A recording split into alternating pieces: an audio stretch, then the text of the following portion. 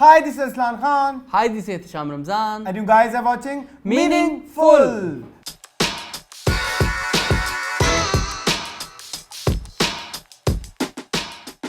जी welcome back. Last Meaningful में हमने अपना इंट्रो चेंज किया और आज हमने जगह चेंज कर ली। अच्छी बात है। इंट्रो किया था चेंज? हाँ मेरे को नहीं याद। नहीं, जो हमारा लास्ट टाइम था उसमें आपने वो देखे नहीं, दो ऐसे हम आप और मैं चल रहे हैं। अच्छा हाँ, ओहो मजे का था। पिछली दफा हमने वो एक्चुअली शो में आपको पता नहीं था कि वो आएगा। वो तुमने मेहनत कर ली पीछे।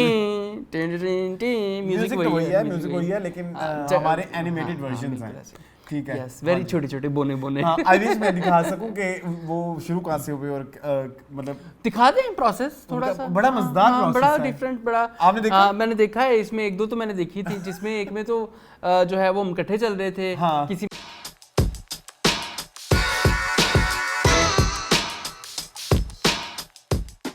में हमने डायरेक्शन चेंज कर ली, किसी में हमने कुछ कर लिया, किसी में बड़ा डिफरेंट था।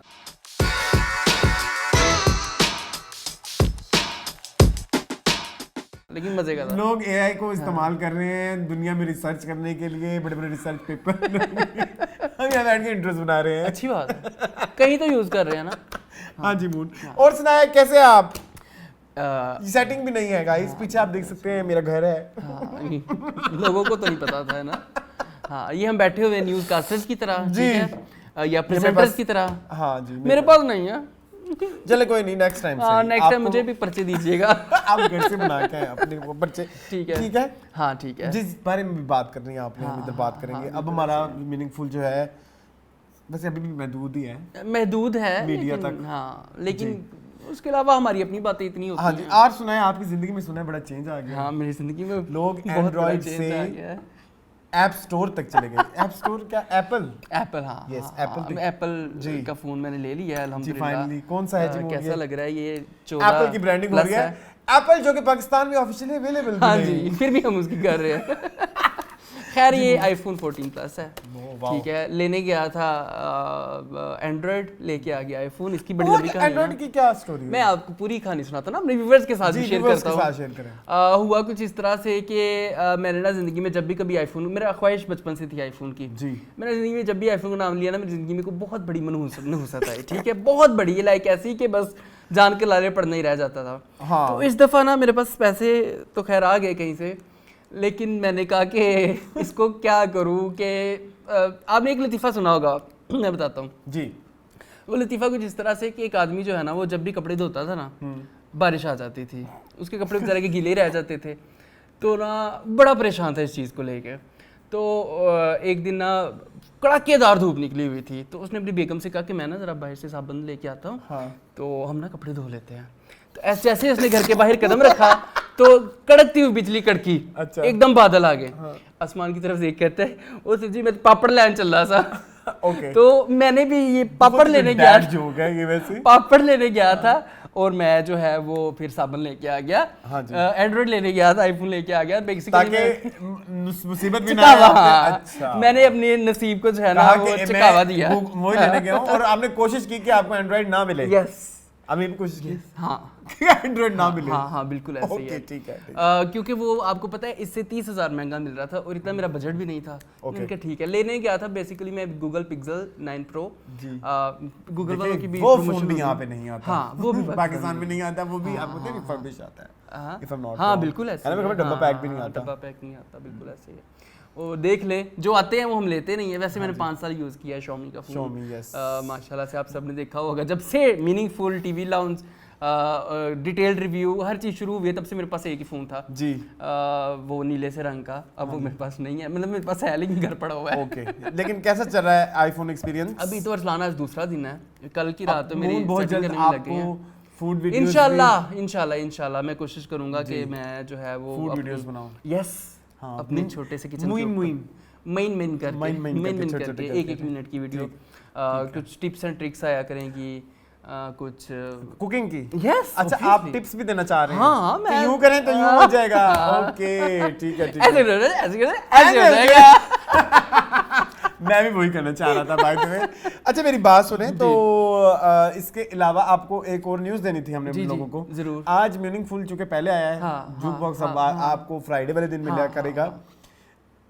आज हमारे मीनिंगफुल में जूक बॉक्स नहीं है। यस। और कोशिश करना कि मीनिंगफुल छोटा सा हो। मीनिंगफुल छोटा हो। क्या क्या रहता है? आज हमारे पास मीनिंगफुल में जी है न्यूज़ है, एक कंटेंट ऑफ द वीक है, सिर्फ अब हमारे कंटेंट ऑफ द वीक में सिर्फ एक कंटेंट हुआ करेगा, लेकिन उसको हम भरपूर डिस्कस करेंगे, ठीक है, पोस्टमार्टम टाइप। दूसरा तीसरी जो चीज़ है वो एक इंटरव्यू मैंने किया, मैंने मेरे पास एक इंटरव्यू मैंने देखा, मैं सोचा उसको भी डिटेल थोड़ा कर लूं। स्टार्ट करते हैं हम। करें जी। सबसे पहले हमारी जो न्यूज़ है वो है जी पहलगाम जो है एक अटैक हुआ है, आपने सुना ही होगा। लेकिन उससे पहले आपको पता है भारत ने पहले एक्ट ऑफ वॉर कह दिया हुआ था जी। नहीं मुझे नहीं, किसकी वजह से ये पता है आपको? वो जो एक फिल्म आ रही है हमारे आर्टिस्ट के, अबीर गुलाटी। अच्छा पहले मैं आपको बात बताना चाहूंगा, हम ना अबीर गुलाल को डिस्कस करने के लिए बहुत ज्यादा लेट हो गए। हमारा थोड़े टेक्निकल इश्यूज चल रहे थे, हमारे एडिटर भी नहीं थे, हमारे कैमरामैन भी नहीं थे, कभी हमारे नहीं थे, को प्रेजेंटर भी नहीं होते, ठीक है, तो हम इसके बारे में खुल के बात कर नहीं सके। तो और ना मुझे इस फिल्म को देखने का कोई इंटरेस्ट है, मैं ऑनेस्टली स्पीकिंग। अभी आते मुझे दोस्त कह रहा था हमारा कि जी ये पाकिस्तान में रिलीज हो रही है, मैंने कहा नहीं मैं स्टोरी बताता हूँ और भी ज्यादा फनी। अच्छा। मैं कब पूरा हफ्ता वेट किया, मैंने टीवी लॉन्च चीजें ये वो, मैंने कहा आज जो है मीनिंगफुल का हम कंटेंट बनाते हैं, चलो जी टीवी खोलो, लगाओ अबीर गुलाल का जल्दी टीजर। मैंने खोला वो था ही नहीं। फिर मैंने कहा उसके गाने भी रिलीज हुए वो खोल के देखता हूँ, मैंने वो खोला वो भी नहीं जी, वो मेकर्स ने वो हटा दिए पाकिस्तानी और के लिए। I am the only one जिसने अभी तक उस फिल्म का ना टीजर देखा ना कोई गाने। नहीं क्यों, आई एम आल्सो वो पीछे बैठे हुए हैं भाई, वो भी कह रहे हैं मतलब लाइक इतना रोला मचा हुआ है, वो थिंग इज कि इतना अज़ाब मचा हुआ है इंडिया में कि ये फिल्म रिलीज करनी है कि नहीं करनी, देखी ही नहीं। मेरे को वो गुरूर है कि मैंने देखी ही नहीं। क्या है वो एक आप एक स्टेटमेंट बोलते हैं, वो जो इस बात का घमंड है कि मैंने तो टीजर भी नहीं देखा और खैर नहीं, घमंड की बात नहीं है। चलिए हमने थोड़ी सी डिटेल बताते हैं हुआ क्या है जी। अबीर गुलाल जो फिल्म है वो अनाउंस हुई थी लास्ट ईयर जुलाई 2024 को। हम अपने मीनिंगफुल में इस बात को डिस्कस भी कर चुके हुए थे। वाणी कपूर के साथ आ रही है जी। 9 साल हो चुके हैं फवाद खान की पिछली फिल्म जो कि इंडिया में रिलीज हुई थी, जिसका नाम था ए दिल है मुश्किल 2016 में। खैर इस फिल्म का जो टीजर रिलीज हुआ था वो हुआ था 1 अप्रैल 2025 को। मतलब देखें तकदीर ने जो अप्रैल फूल करना था तो टीजर भी अप्रैल फूल वाले दिन ही रखा गया। खैर बस एक तुम हो।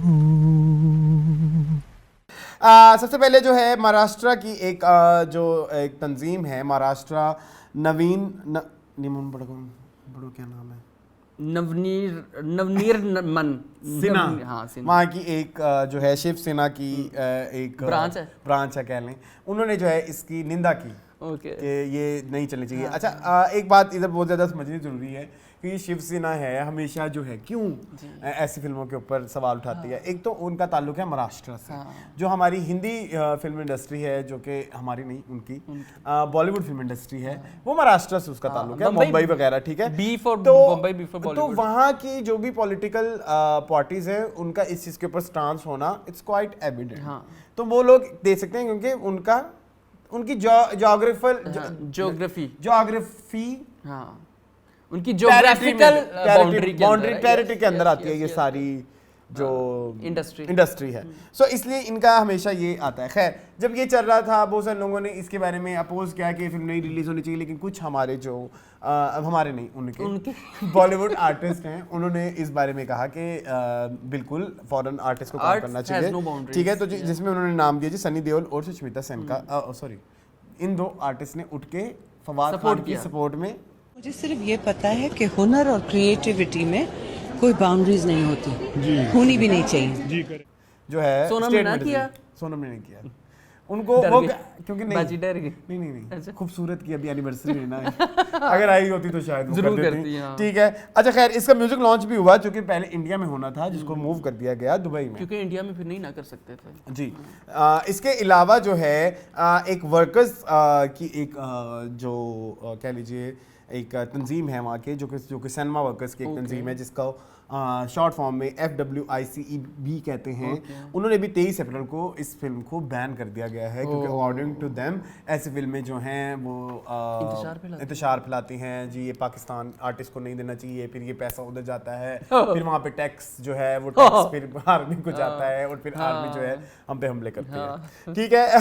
फिर वो हथियार खरीदते हैं और उनकी जो क्या फिर वो हथियार खरीदते हैं, हाँ ये एग्जैक्टली वो हमारे पे इस्तेमाल होते हैं। हाँ तो खैर अच्छा मैं इसके ऊपर अभी रुको, इस पे कुछ बात करते हैं। तो फिल्म फेडरेशन जो है इन्होंने आजकल तो खैर act of war he consider कर दिया ना। अगर ये फिल्म पाकिस्तान अगर इंडियन प्रोड्यूसर की ये फिल्म इंडिया के अंदर अगर लगेगी तो ये एक्ट ऑफ वॉर होगा। वाह, मतलब कि इतना इतना गिर चुके हैं। खैर इसके बाद हम ये देखते हैं कि फिर एक 22 अप्रैल 2025 को ट्यूसडे वाले दिन 22 अप्रैल ये क्या है, ये नसीब बड़े गलत बात है 20 अप्रैल बहुत बदतमीज हो तुम। खैर ट्यूसडे वाले दिन जो है पहलगाम जो के कश्मीर में एक जगह नौ अब सीरियस पॉइंट आता है, वहाँ जो है टूरिस्ट डेस्टिनेशन के ऊपर कुछ टेररिस्ट जंगल से आए हैं, उन्होंने खुलेआम फायरिंग स्टार्ट कर दी है और फायरिंग स्टार्ट करते हैं उनके मोर देन 20 पीपल 26 जो हैं जिनकी डेथ हुई है, जिनमें से एक बंदा जो था वो नेपाल से था, बाकी सारे जो थे वो इंडिया के थे। और वो जो जगह जिस जगह ये सारा हमला हुआ है वो मेजॉरिटी वहाँ पे मुस्लिम लोग रहते हैं, ठीक है। और उसके बाद वहाँ के जो भी एनी शाहिदीन थे जिन अकॉर्डिंग टू इंडियन मीडिया उनका ये चीज़ उन्होंने इस चीज़ के बारे में कहा है कि ये सारा रिलीजियस बेस्ड फसाद था, इस वजह से इंतशार फैला। जब एयरपोर्ट पे पहुंचे तब चैन की सांसें ली है, वहाँ पे हिंदुओं को पूछ के मार रहे थे वो। एंड आफ्टर दैट उन्होंने ये भी बोला कि लश्कर तैयबा की फंडेड एक तंजीम है जिसने इस पूरे अटैक को कहा है कि हम इस चीज़ की जिम्मेदारी लेते हैं and that organisation belongs to Pakistan. According to them उस ऑर्गेनाइजेशन को हमारी गवर्नमेंट ऑफ पाकिस्तान फंड भी करती है according to Hindi media. Pahalgam terror attack, when it comes to Hafiz Saeed's aid, the mastermind that is said to be the brain behind this. According to Hindi media, Hindi media में तो और भी बहुत कुछ चल रहा है, मैं फनी और बातें बताऊंगा, ठीक है। अच्छा खैर उसके बाद जो है उनकी जो गवर्नमेंट ऑफ इंडिया है उसकी तरफ से कुछ ऐलान आए हैं जिनमें उन्होंने बोला है कि जो हमारी सिंतास मुआहिदा है जिसको जो हम मुतालिया पाकिस्तान में पढ़ते होते थे उसको आज प्रॉपर्ली देखने का दोबारा देखने का हमें मौका मिलेगा। नहीं है सिंतास मुआहिदे, बस पानी का पता था ये वाला, ये सतलुज का पानी इधर जाएगा, संद का पानी उधर जाएगा, इधर से इधर जाएगा, ऐसे जिसमें रावी भी सूख गया ना, रावी भी उस इंडिया का पानी, रावी एंड सतलुज पानी कोई नहीं एग्जैक्टली जे रावी विच पानी कोई नहीं ते अपनी कहानी। सो ये सिंतास मुआहिदे की वजह से ना रावी विच पानी कोई नहीं, ठीक है। इसके अलावा एक जो बेसिकली उन्होंने बोला है कि अब हमारा पानी जो है वो रोक देंगे एंड सेकेंडली उन्होंने ये बोला है कि 1971 एक शिमला मुआहिदा है जिसमें जब पाकिस्तान की जंग हुई थी इंडिया के साथ, जिसमें हमारे दोनों प्राइम मिनिस्टर मतलब दोनों मुल्कों के रिप्रेजेंटेटिव जिनमें हमारी साइड से थे जुल्फ़िकार अली भुट्टो और उनकी साइड से थी इंदिरा गांधी, जिन्होंने ये मुआहिदा किया था जिसमें ये था कि आइंदा जो भी ये मैटर होगा कश्मीर वाला जिसको बहुत ही सियासी लेवल पे या सफारती लेवल पे इसको रिजॉल्व किया जाएगा। अब इन दोनों मुआहिदों के खिलाफ जा रहा है इंडिया, नहीं जो इंडस वैली वाला है उसके खिलाफ जा रहा है इंडिया, लेकिन जो शिमला वाला है उसमें पाकिस्तान ने कहा है कि अगर उधर उसका ख्याल नहीं रखा जाएगा तो इसका भी ख्याल रखा जाएगा, तो ईंट का जवाब पत्थर and tit for tat and this.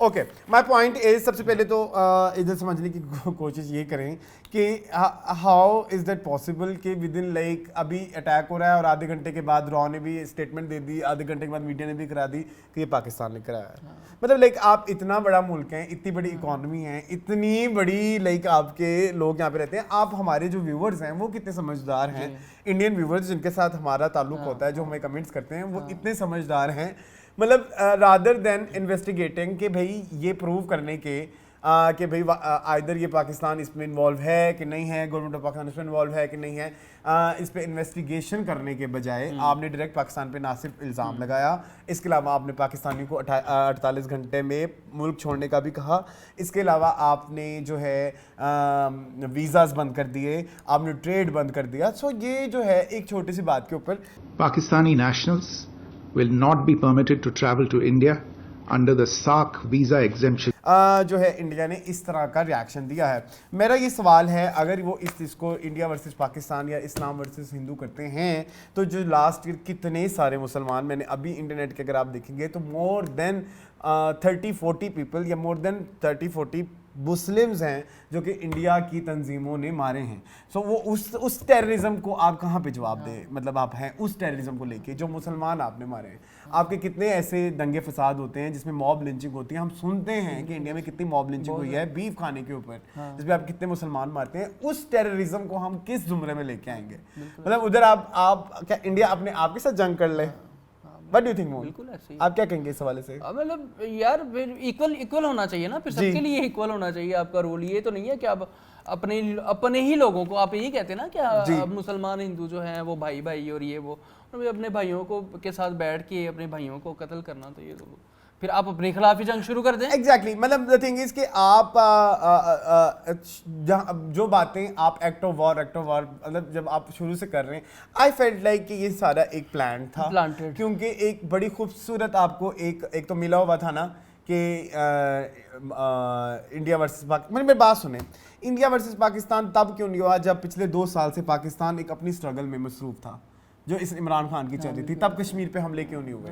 तब ये सारे टेररिस्ट अटैक क्यों नहीं हुए? ये अटैक तब होना क्यों शुरू होते हैं जब पाकिस्तान के हालात थोड़े से बेहतर होने लगते हैं, जब जब हर तरफ से खामोशी होती है ना, फॉर एक वट्टा बज जाता है। आओ चलो अब हम कश्मीर और ये खेलते हैं इंडिया पाकिस्तान, इंडिया पाकिस्तान की game. Have you ever realised कि मतलब पिछले पूरे एक मतलब लास्ट टाइम ये 2019 में हुआ था, तब भी कोई फिल्म का रोला था, कोई चल रही थी, ठीक है, और इन्होंने कहा कि ये बड़ा नहीं, तब सारे आर्टिस्ट वापस मंगवा लिए, तब वो इलेक्शन होने थे कोई मेरे ख्याल में मोदी के, इस तरह का कुछ सीन था। और मोदी साहब जो है ना, उन्होंने तब मोदी सरकार तो फिर ऐसे ही है, ठीक है, उन्होंने कहा कि चलो आओ हम इसको खेलते हैं अब। सो ये जो है इसमें किसी का फायदा नुकसान नहीं होना।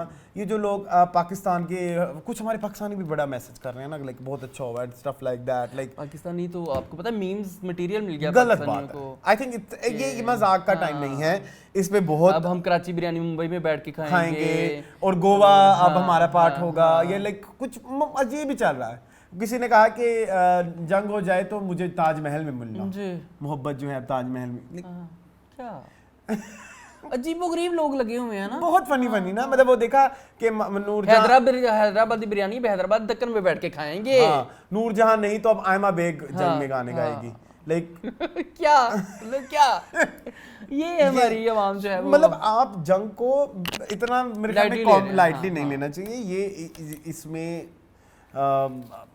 इतने कैजुअली आप वॉर का नाम नहीं ले सकते। एक भी इंसान की जान कीमती है, ठीक है, एक इंसान की, और वॉर्स में तो बहुत सारी जान, और इसमें इन्वेस्टिगेशन होनी चाहिए। और दूसरा मुझे एक वो बात और भी कहनी थी to Indian media and Indian government, according to them इधर ना जंग होने लगी है, पाकिस्तान मरने वाला है, भाग रहा है, दौड़ रहा है।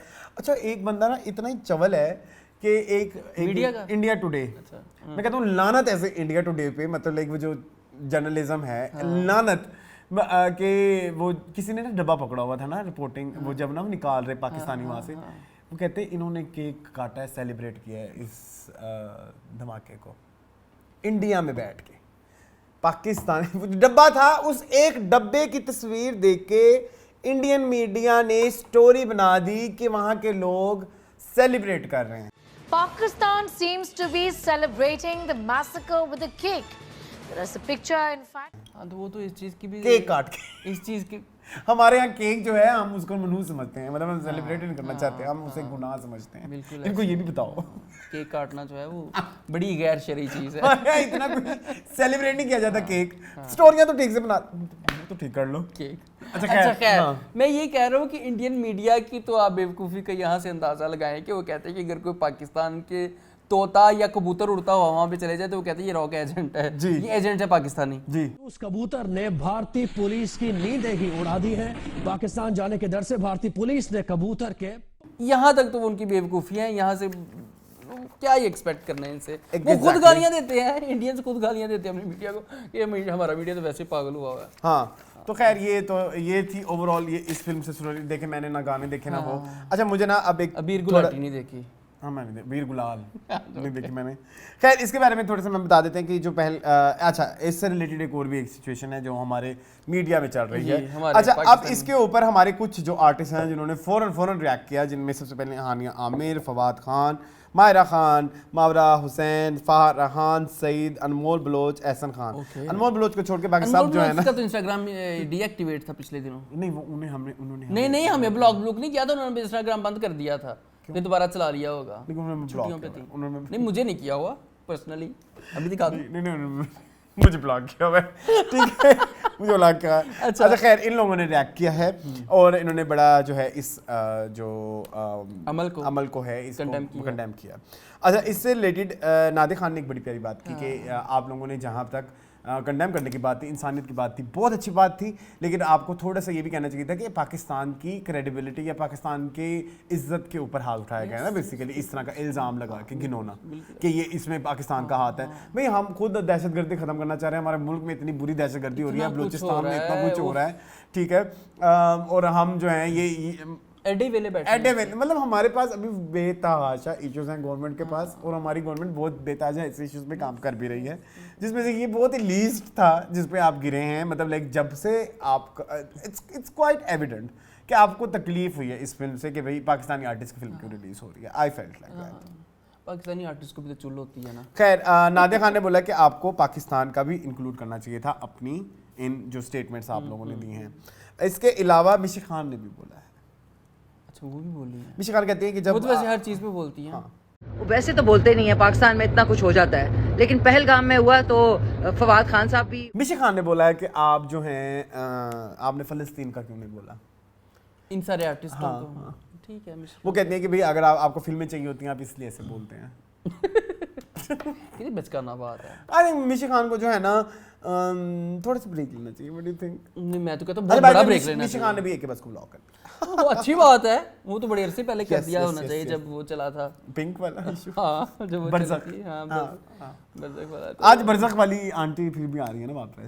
आज हमारे एक टॉपिक का पार्ट है। चलिए जरूर करें। खैर इसके बारे में मेरे ख्याल में मेरे ख्याल में आप छोटी-छोटी बातों पे इतना सीरियस होने की जरूरत नहीं है, और ये जो मज़हब के नाम पे लोग अपनी सियासत खेल रहे हैं अब बस कर दें। मेरे ख्याल में आजकल के लोग बहुत अवेयर हैं इन सब सिचुएशन के ऊपर, और ये जो सब कुछ चल रहा है जो ऑलरेडी फ़लस्तीन में चल रहा है, अगर आप चाहते हैं जो लोग जंग के लिए इतने ही एक्साइटेड हैं कि होनी चाहिए पाकिस्तान साइड से भी और इंडिया साइड से भी, मैं चाहता हूँ वो अपनी फैमिलीज भेजे ना। मतलब जो लोग ऑलरेडी इम्पॉर्टेंट हैं वहाँ पे उनकी ज़िंदगी को क्यों तबाह करना है अपने ज़ाती मज़े और चस्के के लिए। एक बात बताऊँ, जो आवाम पब्लिक में क्या तासुर पाया जाता है इस चीज़ के बारे में, चूँकि मैं कल मोबाइल लेने गया था तो मेरे दोस्त वगैरह भी साथ थे जी, और उनके आगे से एक्सटेंडेड फ्रेंड्स भी थे जो कि मेरे फ्रेंड नहीं हैं, तो आपस में डिस्कशन हो रही थी। तो वो कहता जी जंग लगने लगी। दूसरा बंदा कहता है कि हाँ मैं तो बड़ा एक्साइटेड। मैं कहा तुम किस लिए एक्साइटेड हो? कहता असी तो शहीद होना है ना, इंडिया वाले डरे ने, असी तो शहीद होना सानू की है, असी शहीद हो जावांगे। मैं कहा अच्छा ठीक है। आपके ऐसे दोस्त क्यों हैं? नहीं मैंने एक्सटेंडेड नहीं, मेरा वो डायरेक्ट फ्रेंड नहीं था, उसको नहीं तो मैं एड्रेस करता, एक्सटेंडेड फ्रेंड है, फ्रेंड के फ्रेंड। ठीक है ये हो गया न्यूज़। चले आ गया है, ये हो गई न्यूज़। नेक्स्ट जो है नेक्स्ट न्यूज़ की तरफ चलते हैं। मून ये बड़ा आपने देखा और आपके मुंह बन गया क्यों? नाम ही ऐसा है, नाम ही काफी है। अच्छा आज मैं इस बारे में एक बात करना चाहूंगा, बड़ी फुल स्टॉप लगाइएगा प्लीज। फुल स्टॉप ही है, नोट वरी फुल स्टॉप ही है। मारिया बी की जी बात हो रही है। मारिया बी जी एक नाम ही काफी है, खलील रहमान कमर लेडीज में। हाँ लेडीज में मतलब उनको भी खींच के चाहिए ना कुछ। मतलब मैं ऐसे कोई भी चीज खींचो तो जब उनकी थोड़ी सी सेल रुक जाती है ना, वो कोई ना कोई शगुफा छोड़ देती है। मुझे ये प्लान लग रहा है। प्लान मुझे भी ये लग रहा है। मुझे ना दोनों साइडों से प्लान लग रहा है। मुझे इंस्टाग्राम जो इन्फ्लुएंसर हैं जिनका नाम क्या है, तुर्कन अते, जो कि टर्की की एक बहुत मशहूर व्लॉगर है, और ये उर्दू में जो है उर्दू में व्लॉगिंग करती हैं। अच्छा अकॉर्डिंग टू हर इनका जो अभी रिसेंटली जो है अप्रैल में ही जो है सॉरी 2025 में ही कोई एक शूट था जिसके लिए जो अरेंज कराया इन्होंने इंस्टाग्राम इन्फ्लुएंसर ने। मैंने उनके साथ एक दफ़ा कोलैबोरेशन वीडियोस पाकिस्तान में किया था, उस कोलैबोरेशन में ना मैंने 1 रुपया भी चार्ज नहीं किया उसके साथ। और उन्होंने जब उनके साथ एग्रीमेंट किया तो इट वाज डिसाइडेड कि हम आपको पर कॉस्ट्यूम पर चेंज या पर जो एक जोड़ा आपको बिलिंग करेंगे। मतलब वो जो टर्किश हमारी जो इन्फ्लुएंसर हैं उन्होंने पर जोड़ा पर ड्रेस पेमेंट का कॉन्ट्रैक्ट किया। फिर आउटफिट उनको प्राइस दे दिया, उन्होंने भी यस कर दिया। ये सारे मैसेजेस हैं मेरे पास, मैं शायद इधर छोटी सी एक्चुअली अभी, लेकिन जो बाद में जो था वो कुछ मिसकम्युनिकेशन हुई जिसकी वजह से उनको पेमेंट उस हिसाब से नहीं की गई जिस हिसाब से उन्होंने मांग की थी। उन्होंने बार उन्होंने मैसेज किया, जो भी मीडिएटर था जो इस सारी चीज़ों को देख रहा है, जो मतलब जो इनकी बच्ची थी, जो मारिया बी की बच्ची थी, तो उन्होंने ये इवेंचुअली 20 अप्रैल को उन्होंने एक वीडियो लगाई जिसमें उन्होंने बताया कि जी अब ये बात पैसे की नहीं तो मेरी सेल्फ रिस्पेक्ट पे आ गई है, तो मैं जो है उन्होंने अपनी बड़ी एक लंबा एक भाषण दिया उन्होंने कहा मेरी तरफ से ये वीडियो कसम से पैसे के बारे में भी नहीं बनाती हूँ। आप लोग इतना इस्लाम के बारे में बात करती है, इतना हक के बारे में को जो है वो सदका समझ के लिए जो भी है। उसके बाद पहले मारिया बी ने पहले सुनने में आया कि एक वीडियो डाली जिसको उन्होंने डिलीट कर दिया, पोस्ट लगाई थी उसको वो डिलीट कर दिया। उस पोस्ट में क्या लिखा हुआ था मैंने नहीं देखी ना वो पोस्ट में, एक्चुअली मैं बहुत ही स्लो हूँ, यही अपोलॉजी ये वो। लेकिन बाद में जब उन्होंने कहा कि इन्होंने हमारा ब्रांड गंदा किया है, ये जो आंटी हैं तो इनको हम अब लीगली जो है हम जाएंगे, तो जब ये इस तरह का रोला मचा तो दोबारा उन्होंने रिएक्शन में फिर उन्होंने उनकी चैट लीक की, उन्होंने एविडेंस के तौर पे दिखाई। सारी पीआर आपके मैनेजर के साथ है। फिर आउटफिट आप लोगों ने मुझे 3 आउटफिट भेज दिया। फिर उन्होंने कब बोला कि ये जो आंटी है ये LGBT नहीं वो तो छोड़ दो ना, वो तो बात की बात है। अच्छा बीच में कुछ और? हाँ बीच में इन्होंने ये कहा। अच्छा बताओ प्लीज, गो अहेड। बीच में इन्होंने ये कहा कि मेरी एक बच्ची थी। अच्छा मारिया बी ने कहा मेरी एक बच्ची थी, वो मेरा रिसोर्स है। और मैं चुप थी, सिर्फ मैंने खामोशी तोड़ी। चुप इसलिए थी कि मेरी बच्ची की जॉब है, बेचारी की बहुत जॉब ना चली जाए, बदनाम ना हो जाएगा, अगर इंडस्ट्री में उसको कहीं काम नहीं मिलेगा। उस बच्ची की इज्जत को मैं चुप थी, नहीं तो मैं तो उसी टाइम इसको जवाब दे देती ना, मैंने इसलिए जवाब नहीं दिया। ओह माय गॉड, ये जस्टिफिकेशन हो सकती है किसी इतने बड़े बंदे की, जो बंदा पाकिस्तान का तकरीबन सबसे बड़ा और महंगा ब्रांड चलाता है औरतों के कपड़ों का। वो कहती वो बच्ची की इज्जत बचाने के लिए मैं नहीं बोली थी, नहीं तो मैं बोल पड़ती। भी बच्ची पब्लिक का जाएगी, बच्ची का किसी को पता भी केड़ी बच्ची का रिसोर्स केड़ा है।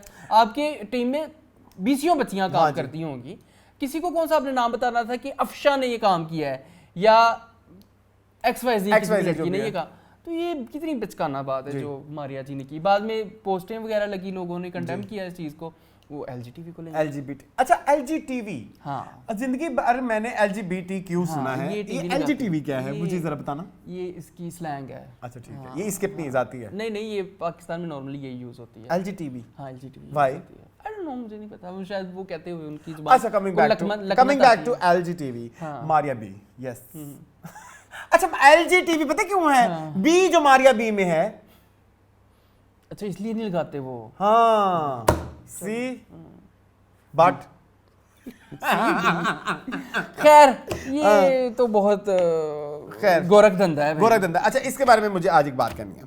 हम अच्छा फिर उन्होंने ये एक और भी बात की ना कि ये पहलगाम का जो इशू चल रहा है उसके ऊपर कोई नहीं बात कर रहा और सबको मेरी पड़ गई है और ये सब मेरे पीछे पड़ गई हैं और ये इसके लिए जस्टिफिकेशन दे रहा हूँ मैं बाजी, मैं दे रहा हूँ। रुको, इसमें ना तुम्हारा कसूर है ना मेरा कसूर है, इसमें कसूर पता किनका है? व्यूअर का, जो देख रहे हैं। व्यूअर का पता क्यों है? मैं बताता हूँ। हम ना इतनी मेहनत कर रहे हैं पिछले 1 महीने से, हम नई पोस्ट लगा रहे हैं इंस्टाग्राम के ऊपर, आपने देखी होंगी, नई हम रील्स लगा रहे हैं, पुराने शूट हम कभी कभी लगाते हैं, इतनी मेहनत करके उसके ऊपर टेक्स्ट आर्काइव, फिर हमारे जो अभी टीवी लाउंज के रिव्यूज आते हैं, हम ड्रामा रिव्यूज लिख के भी डालना शुरू कर दिए, वो भी आपने देखे होंगे। ठीक है, इसके अलावा बड़ा कुछ रिसर्च होता है लगा के ना। उसके बाद अरसलान खान 1 घंटा बैठ कर उस पोस्ट को देखता है, उस पे लाइक आते हैं 5 10, और वो भी हमारे जो रेगुलर व्यूअर्स हैं, एक तो मेरा हो गया खींच के 20। ठीक है, अब मैं कहता हूँ अच्छा चलो अभी 1 घंटा हुआ है, मैं कल आऊंगा, कल देखूंगा, 20 से वो सिर्फ 21 होते हैं। हाँ, मुझे पता है। फिर मैं 5 दिन बाद आता हूँ, वो 21 ही रहते हैं। आई रियलाइज आप लोग खुद नहीं देखते। अच्छा उसके बाद ना मैं कभी कभी रात को सो रहा होता हूँ, लाइक मैं फोन खड़ खड़ करके भाई क्या हो गया, क्या लग गया, लगा जाके देखो, तुमने देखा होता है कोई भी एक्ट्रेस जो है ना वो घूम रही होती है बस ऐसे करके ना, और उस पे लोग कमेंट या कोई कंट्रोवर्शियल बात होगी, किसी ने कोई गंदी बात की होगी, मतलब कहीं पे कोई औरत थोड़ी सी उसकी बाजू नंगी होगी, उस पोस्ट पे लाइक अपना पेट दिखा रही होगी, हाँ ऐसे ही, या कोई प्यार मोहब्बत की ऐसी लंबी गंदी दास्तान होगी किसी एक्टर के प्यार की, पूकी हो जाएगा पूरा पाकिस्तान।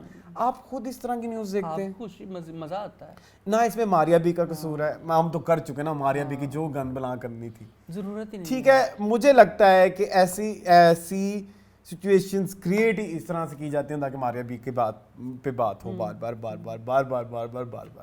और ये बताना भी जरूरी नहीं है कि कोविड में क्या हुआ था, हाँ, उसके बाद क्या हुआ था, सबको सब पता है, मतलब अब तो मेरे ख्याल में ये एक्सपोज हो चुका है, तो मेरा नहीं ख्याल कि अब हमें, अच्छा फिर मैं भी ना, अच्छा मैं बताता हूँ, अभी भी इतनी सारी पोस्टें लगी हुई हैं हमारी इंस्टाग्राम AK बस के ऊपर, डिफरेंट आर्काइव चीजें, अभी भी लाइक्स इन्हीं पोस्टों पे आ रहे हैं। मैं बता रहा हूँ ना आपको हुआ क्या, जब पहले इनिशियली पोस्ट आई ना तुर्कन आंटी की, तो लोगों ने कहा कि yes she is right, she is saying right, Maria B should be held responsible for this and that. जैसे ही मारिया बी की LGTV वाली पोस्ट आई और जैसे ही मारिया बी की पहलगाम वाली पोस्ट आई, फौरन लोगों के ये हीरोइन ऑफ पाकिस्तान, शहजादी, ये वो, भाई उसका जो इशू है उसकी बात करो ना, हाँ, ये क्या बात और पहलगाम वाले इशू के ऊपर अगर इफ शी इज टॉकिंग, बात हो रही है मारिया बी और उसकी टीम के लैक ऑफ प्रोफेशनलिज्म की, जी, उस पे बात करना, उस पे बात नहीं कर रही, इधर उधर से आ रही है कि अवाम को सिंपैथी इसी चीज से एग्जैक्टली। भाईजान आपकी बात हो रही अनप्रोफेशनलिज्म की, उसका जवाब दें आप ये ना कि मैं इत्थे फसी हाँ, मैं उत्थे फसी हाँ, पाकिस्तान चेंज हो गया, इत्थे एंड हो गया, नहीं, जो सवाल है उसका जवाब दो। ये वही जवाब होगी, सवाल गंदम जवाब चना, हाँ, बल्कि सवाल गंदम जवाब पानी, टोटली डिफरेंट। और आप जो कहना चाह रही है ना वो आपने वो पोस्ट बना के पिन कर दी कि भाई LGBT आप सपोर्ट नहीं करती, good for you, good for you, नहीं करती आप, नहीं कह दिया आपने बात, आप हर चीज को खींच के ये भी LGBT, इसका क्या ताल्लुक है, आपकी अनप्रोफेशनलिज्म का LGBT का ताल्लुक, LGTV, हाँ चले बी नहीं लगा सकते क्योंकि वो मारिया बी के अंदर है, ठीक है, मिट्टी डालते हैं। एक और बी की बात करते हैं, भट्ट साहब की बात करते हैं। भट्ट साहब की बात थोड़ी हो पुरानी गई है, लेकिन मून साहब करना चाहते हैं, क्यों मून? भट्ट साहब के बारे में मैं बता दूं, अच्छा पहले तो मैंने जैसे ही आपको पता है जब ये चल रहा था कभी मैं कभी तुम, भट्ट साहब बड़ी फेमस पर्सनालिटी थी, लाइक बहुत, हमने जस्ट लाइक फजर शेख आजकल फजर शेख कौन है वैसे? ये कर्जे जान वाली, अच्छा बहुत बुरी थी वैसे, लोगों ने हमें गालियां दी हैं, मैंने उनको जवाब दिया है कि इट्स अ पोलराइजिंग, हाँ, हमारे हिंदुस्तानी व्यूअर्स जो हैं वो चले कोई नहीं बातें कर रहे हैं, नहीं टू ईच इज ओन, ठीक है, खैर जब बाय द वे जब ये चल रहा था सीन तो उन्होंने फिनाले रखा था, याद होगा आपको, तो फिनाले में आपको नईमा भट्ट नजर नहीं आई थी, तो बहुत सारे उन्होंने सवाल भी किया, तो सबसे पहले तो मैंने इनको कॉल की, मैसेज किया बिग बैंग वालों को, इस दफा मैंने अपने न्यूज के लिए कि मैंने कहा आप ही बता दें क्या आपने उनको इन्वाइट किया था कि नहीं, और अगर आप नहीं बताएंगे तो it's okay fine with it, तो उन्होंने नहीं बताया, ठीक है, व्हिच मींस नहीं कि नहीं बुलाया, ठीक है, ये हमारी असम्पशन है। अच्छा सबसे पहले तो उनको वहां से ये सिलसिला शुरू होता है, ठीक है, उसके बाद हमें नजर आया कि अभी रिसेंटली अप्रैल में ही नईमा भट्ट जो हैं वासी चौधरी का जो शो है गपशप, माँ आई जिसपे उन्होंने एक AI इमेज दिखाई हानिया आमिर की, और उनसे पूछा कि आप इनके बारे में क्या कहते हैं, गिबली आर्ट थी, गिबली, यार ड्रामा करनी है पूरे यार, ड्रामे करने का ये मतलब थोड़ी होता है कि आप किसी को नहीं जान सकते, आपको लगता है आप जाने हैं मगर जी। उसके बाद उन्होंने बोला कि ये बड़ी फेक फ्रेंडशिप होती हैं, कैमरे के लिए होती हैं, जैसे कैमरा बंद होता है और फिर ये फ्रेंडशिप भी बंद हो जाती हैं, कैमरा ऑन होता था तो लगता था वाओ इट्स अमेजिंग, एंड जैसे camera off is like you know कि आपको स्टेज पे भी नहीं आने दे रहे। फिर उसके बाद लोगों ने उन्होंने सिंपल ये उन्होंने किसी बंदे को नाम नहीं लिया, मेंशन नहीं किया, उन्होंने को एक्टर्स के बारे में अपने कोलीग्स के बारे में, हालांकि तस्वीर उन्होंने दी लगी थी, लगी हानिया की थी, ठीक है। उसके बाद उन्होंने एक अमरीन फातिमा यहाँ की बड़ी फेमस जर्नलिस्ट है लाहौर की, उनको भी एक इंटरव्यू दिया क्यू सिनेमा में खड़े होकर, जहाँ पे उन्होंने बताया कि मैंने तो किसी का नाम ही नहीं लिया, अगर कोई ले रहा है तो वो उनकी अपनी जाती मसला है। एग्जैक्ट बिल्कुल क्लियरली ना हानिया का कहा ना फहद का कहा, मगर ये है कि ये तो जानते ही हैं कि अच्छा बहरहाल जो उनका वो चल रहा था वो शो में, उन्होंने ये भी बोला कि हमारे जो प्रोटैगनिस्ट या मेन आर्टिस्ट होते हैं उनको बड़ा मसला होता है जब कोई सपोर्टिंग एक्टर आउट परफॉर्म कर दे, बस कभी कभी इंसान को इतना अच्छा भी नहीं परफॉर्म करना चाहिए, लेकिन anyway so I think main actress को there is no cure of delusion, ठीक है, कोई इलाज नहीं है। आप अगर अपनी दुनिया में रहना चाहते हैं तो ठीक है। अच्छा, I want to add one more thing कि आप इस तरह के जब प्रोजेक्ट करते हैं, जैसे प्रोजेक्ट छोड़ दें, आप फिल्म छोड़ दें, आप जॉब करते हैं, क्या जॉब के साथ ये भी लिखा हुआ है कि आपने दोस्तियां भी करनी है? इट्स नॉट लाइक जरूरी। ये मुझे बहुत लेट पता लगा था, मैं आर्टिकल्स में था, मेरे जो ना बेस्ट फ्रेंड, वहाँ पे बेस्ट फ्रेंड, वर्क बडीज, और आपको पता है जब बेस्ट फ्रेंड बना लूं तो फिर मेरी तो मैं तो बिच भी जाऊं ना, मतलब लाइक पीपल प्लीजर टाइप, और बड़े ही बेस्ट फ्रेंड। और एक दिन और जैसे हमारे आर्टिकल्स खत्म हुए, हम सब जॉब ढूंढ रहे थे, और मैं उनके साथ रोज आके डिस्कस करूँगी जो भी है, वो भी मुझे कहें हाँ बस हम कर ही रहे हैं। एक दिन पता लगा दोनों की जॉब हो गई, और दोनों को पता था इंटरव्यूज और वो सब चीजें, और वो सब, और खुद ही मतलब जो भी ओपनिंग्स थी वो दोनों आपस में डिस्कस करते थे, वो मुझे नहीं बताते थे। और पता नहीं वो मुझसे जेलस भी क्यों थे, मैं कोई उनसे ज्यादा वो भी नहीं जेलस क्या नहीं, या इनसिक्योर, मैं बहुत ज्यादा काबिल भी नहीं था। मैंने रियलाइज कि यार ये दोस्तियां तो जरूरी नहीं हम करने आए, जब हम जॉब करने आए तो दोस्तियां करते थोड़ी। हाँ, we are not here to make best friends. आप भी बेस्ट फ्रेंड्स बनाने नहीं आई थी, आपका काम था स्क्रीन के ऊपर काम करना, स्क्रीन के लिए काम करना। उसके अलावा आप अगर आपकी जो दोस्तियां, या अगर आपकी ना भी हो दोस्तियां, वो आपकी स्क्रीन पे नजर नहीं आनी चाहिए, जो कि नजर नहीं आई। और अगर उन्होंने आपको एक कंफर्टेबल माहौल पैदा किया है तो ये तो बड़ी अच्छी बात है, उन्होंने आपको इतनी डिफिकल्टीज पैदा नहीं की। बट आप खुल के परफॉर्म कर पाए। हाँ, नहीं तो बड़ा टफ टाइम देते हैं। हाँ, हालांकि वो तो प्रोड्यूसर था, वो तो काट भी सकता था रोल सारा अगर इतना भी इश्यू होता। खैर वो प्रोड्यूसर है, अब आप देख लें आगे। हमने तो तारीफ की थी जिंदों में आपकी, हमने कहा था कि बड़ी अच्छी एक्ट्रेस हैं, उभरता हुआ सितारा हैं। हाँ, वो सितारा फिर कभी मैं कभी तुम, कभी मैं कभी तुम, कभी मैं कभी तुम, मैं भूल जाता हूँ ना इस ड्रामे का नाम, भूल हुई थी मेरे को। हाँ, तो कभी मैं कभी तुम में बड़ा चमका, ठीक है, बहुत चमका, ठीक है। और आप अपने आप को कहें कि मैंने लीड से ज़्यादा काम किया और मैं लीड से ज़्यादा चली हूँ, तो ये आपकी खाम ख्याली है मेरी जान। ऐसा कुछ भी नहीं है।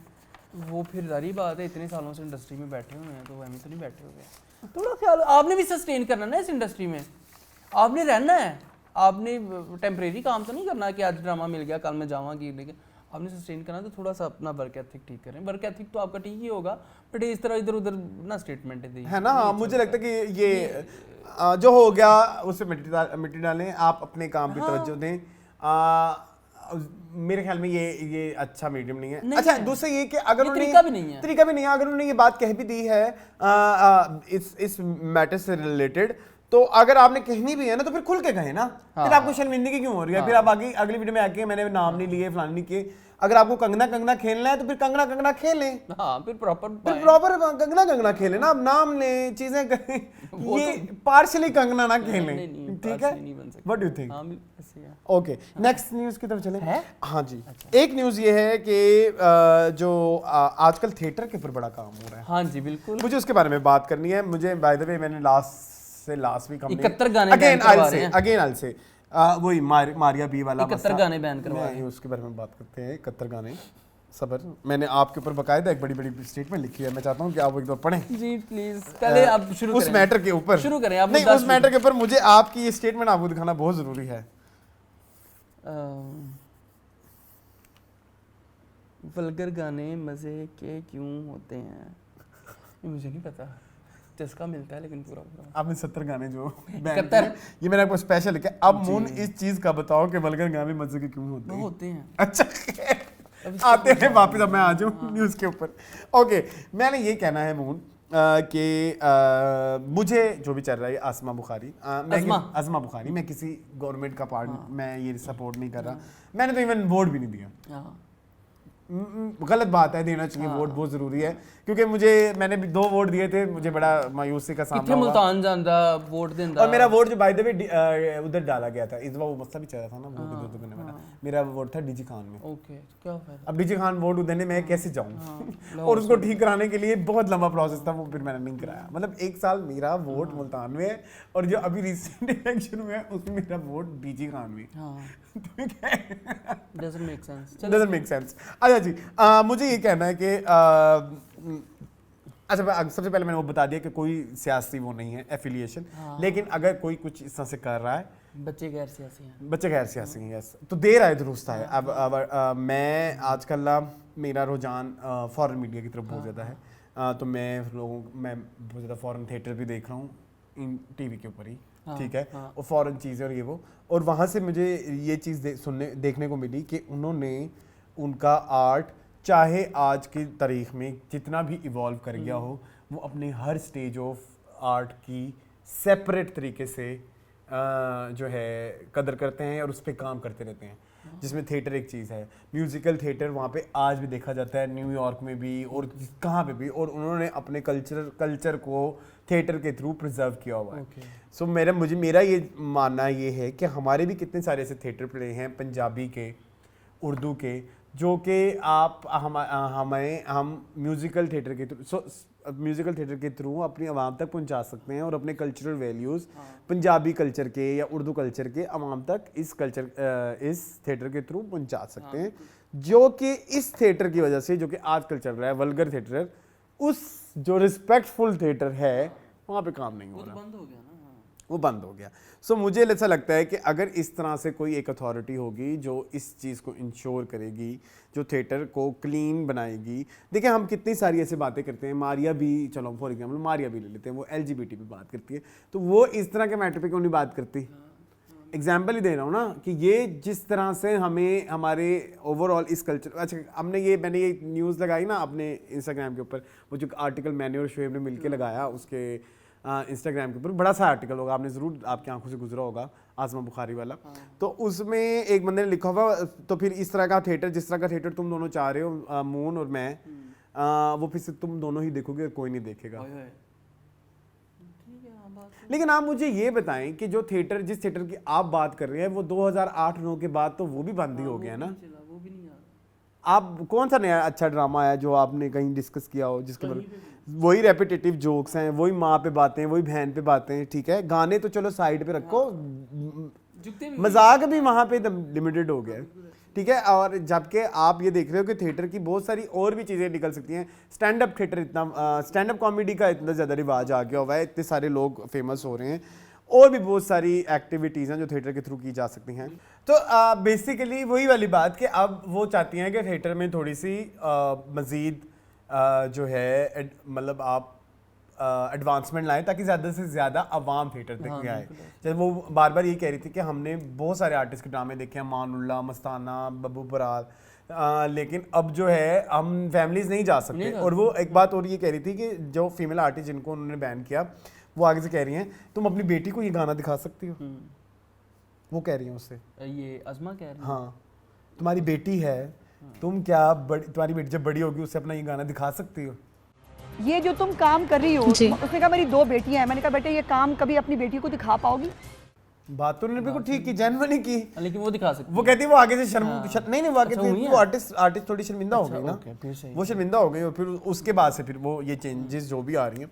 अच्छा बाय द वे, एक तो वो बड़ी बात फैली कि बैन हो गया, बैन कुछ नहीं हुआ, कुछ भी बैन नहीं हुआ। वीडियोस आई हैं जिनमें ऐसा लग रहा है कि बैन किया जा रहा है, और उन्होंने किसी आर्टिस्ट को भी बैन नहीं किया अभी तक, और सबको उन्होंने अगेन बाय द वे 1 साल से लगी हुई है इस पूरे मुहिम में, और हाईलाइट में अब आ रही हैं, क्योंकि ईद पे सीजन होता है ना स्टेट ड्रामों का, तो वो चीज़ें ज़रा मीडिया पे या टिकटॉक के ऊपर उस तरह से वायरल हुई।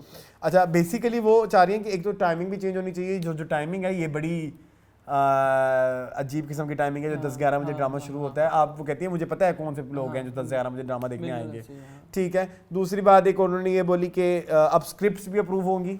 जो लास्ट कानून बना था थिएटर के ऊपर वो 1976 में बना था, जो कह रही है अब 2025 में वो इसमें चेंजेस लेके आएंगी, ठीक है। ये हो गया। और इसके अलावा अच्छा एक जो उन्होंने एक प्रेस कॉन्फ्रेंस भी की जिसमें उन्होंने बोला कि हमारी आवाम जो है वो इस तरह का थिएटर देखना चाहती है, तो हम क्या करें। तो कहते हैं वो तो सिस्टम इस तरह का बन गया हुआ है, मौजूद नहीं है। लेकिन रैम्बो कह रहे हैं कि अगर यही सब चलता रहा मैं दोबारा आना चाहता हूँ। ताहिर सरवर मीर साहब का मैसेज मिला, वो कहते हैं वो दोबारा। तो उन्होंने कहा है कि ठीक है, आप एक सर्टन ऑडियंस जो है, जिस सर्टन मार्केट आप उनको केटर कर रहे हैं, लेकिन आपको पता नहीं है दूसरी मार्केट का कितना बड़ा पोटेंशियल है। आपको पता ही नहीं, क्योंकि आपने एक्सपीरियंस नहीं किया। जी। और दूसरा उन्होंने ये भी बोला कि ये जो थिएटर वाला मसला है जिसमें हम वल्गैरिटी के ऊपर बार बार एड्रेस करने आ रहे हैं, ये पब्लिक एट लार्ज का इशू है, ये यानी कि बहुत सारी आवाम के हाथ में ये डिसीजन है, तो हम इसके ऊपर ज़रूर एक्शन लेंगे, जो भी एक्शन होंगे। और उन्होंने ये भी बोला कि वो हर सीनियर आर्टिस्ट को ऑनर करना चाहती हैं, इसलिए इस पे काम कर रहे हैं, ताकि वो जो वल्गर आवाम की वजह से थिएटर बहुत वल्गर हो चुका है, वो वापस अपनी जो उन्होंने एक टाइम देखा है जो वो दोबारा से वापस आ चुके हैं। उन्होंने बोला कि let's bring a good theatre back. Yes बिल्कुल, लेट्स जी मून, अब आप क्या कहेंगे? मैनू भी लगो, अब क्या थिएटर से, थिएटर तो नहीं, थिएटर ओके, थिएटर में हमें भी ले। जी मून, क्या कहेंगे आप इस हवाले से? अब मैंने बहुत कुछ बकवास की। अच्छी बात है अगर इस तरह का कोई रिवाइवल हो रहा है, और यस, जब तक आप किसी मार्केट को एक्सप्लोर नहीं करेंगे आपको नहीं पता चलेगा कि इसकी ऑडियंस है या नहीं है। तो ये वल्गर वाले की भी बड़े वर्गर वाले भी बड़े हैं, बट मेरा आई एम क्वाइट श्योर कि जो डिसेंट सिनेमा है उसके भी बहुत सारे व्यूवर्स होंगे। वो जब आप बनाना शुरू करेंगे तो तब आएंगे, लाजमी आएंगे। जैसे ये वही बात होगी कि प्रोड्यूसर कहता है आप जियो पे बैठ के कि जी हम टॉक्सिक ड्रामे इसलिए बना रहे हैं कि लोगों ने देखना ही टॉक्सिक है। नहीं, लोग अच्छा ड्रामा भी देखते हैं। तन्मन नीलो नील बहुत सारे लोगों ने देखा है, बहुत सारे और भी अच्छे ड्रामे हैं जो बहुत सारे लोगों ने देखे हैं, और बहुत सारे लोगों ने पूरी दुनिया में उनको जो है अप्रिशिएट भी किया जा रहा है। ज़रूरी नहीं है कि आप तेरे बिन्स बनाएं और इस तरह की बातें। Same goes for theatre as well, ठीक है। तो आपको ऑडियंस क्रिएट करेंगे तो ऑडियंस क्रिएट होगी, नहीं आती, ठीक है। अब वही ना, जो पुराने भी थिएटर देखने वाले हैं वो अब नया थिएटर नहीं देखते, क्योंकि आपका चीजें जो है बहुत ज्यादा इंसानियत का शिकार होंगे। बहुत सारे लोगों को बड़ी तकलीफ हुई है इस चीज के ऊपर कि भाई ये ऐसे क्यों कर रही हैं, ये ऐसे लोगों के रिस्क पे लात मार रही हैं। तो आप गाने बैन होंगे, कोई नहीं, शिकार बह के वेख लवांगे, कोई मसला नहीं। हाँ, थिएटर से होंगे, मैं थिएटर से। आई थिंक मुझे इधर एक ऐड करना है कि आपको 18+ का वो बता देनी चाहिए। मतलब अगर आप समझते हैं, वैसे तो मुझे इस चीज से भी इतराज है कि 18वां साल में 12 बजे ऐसा क्या होता होगा, एकदम से एलिजिबल हो गया है, आप एलिजिबल हो जाएंगे, ऐसा क्या ही होता होगा, मतलब लाइक 18-12 बजे, मतलब एक कौन सी एक्स्ट्रा नस आ जाती होगी आपके। बलूगत तो बड़ी जल्दी आ जाती है। खैर ये एक सब्जेक्टिव डिटेल है, ठीक है, आगे चलें जी जरूर।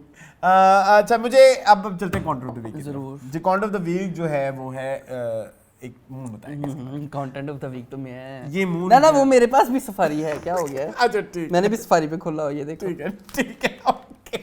अच्छा, हुआ कुछ ऐसा क्योंकि अरसलान, आप ऐप कर लेना। अच्छा, ऐप ही होती है जी। अच्छा, क्योंकि अरसलान ये जानते हैं कि how much I am a fan of Tried and Refuse productions. Okay, और उन्होंने एक स्टोरी लगाई रिगार्डिंग अ सीज़न कि ये सीरीज़ है इस तरह से, और उसमें ये नुआंसेस और ये चीज़ें हैं। तो मैंने देख लिया, मैंने कहा ठीक है। एक और लड़का मुझे बड़ा पसंद है, शान प्रेशर करके, हालांकि वो बहुत एंटी पाकिस्तान है, बट मैं उस चीज़ को इग्नोर कर देता हूँ। Otherwise he is a very good person. मतलब रिव्यूज़ को लेके उसने भी तारीफ़ लगा दी। अब ना मेरे पे फ़र्ज़ हो गया कि भाई इसको चेक तो करूँ ये क्या चीज़ है। सीरीज़ का नाम था खौफ, और ये अमेज़न प्राइम वीडियो पे आई। मैं पिछले कब किया है हमने शूट किया है मंडे वाले दिन। मंडे वाले दिन मैं अरसलान के घर काफ़ी लेट तक बैठा रहा हूँ, हम लोगों ने खाना वगैरह खाया, घर वापस गया, तो मैंने कहा let's give it a try. इधर से गया भी जलील होके ना, हाँ सोना है, मरने लगा मैं, ओके जाओ। तो मैंने कहा let's give it a try. अच्छा, मैंने वो लगा लिया प्राइम के ऊपर। अब वो लगाया ना, देख रहा हूँ, शुरू किया, देख रहा हूँ, रात के 12 बजे शुरू किया। अच्छा, I am not a person who binge watches at all. मेरा अटेंशन स्पैन इतना है।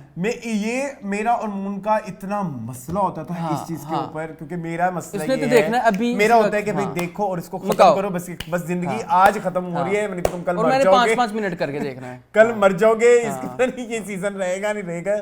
मुझे इतने साल लगे खुद को समझाने के लिए कि ये सीजन कल भी होगा।